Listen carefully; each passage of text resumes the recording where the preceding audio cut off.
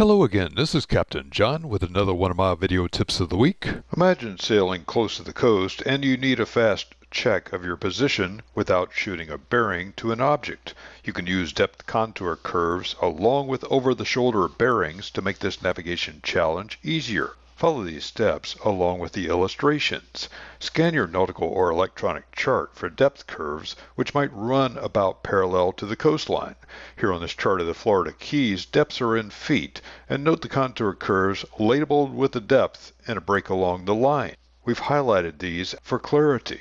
We want to stay between the 500 and 600 foot curve as we sail to the north. Plot your sailing track to stay between these two contour curves. Watch your depth sounder as you sail. Change course as needed to stay between the two curves.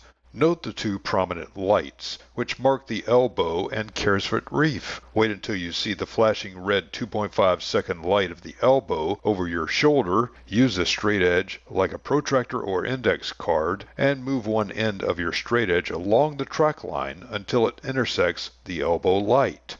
Mark this position with a dot, square, the time, and the abbreviation EP for estimated position. Plot a DR to the next light up, which will be Caresfoot Reef. When you see the white group flashing 3 60-second light of Caresfoot Reef off your shoulder, repeat the steps described earlier. Use a straight edge like a protractor or index card and move one end of your straight edge along the track line until it intersects Caresfoot Reef. Mark this position with a dot, square, the time, and the abbreviation EP for estimated position. Continue to plot DRs and estimated positions as described as you work your way further up the reef line. Now you know a fast and easy way to use contour curves along with over-the-shoulder bearings to estimate your position when sailing along the coast. This is Captain John, and this has been another one of my video tips of the week. Find more sailing tips and techniques on www.skippertips.com.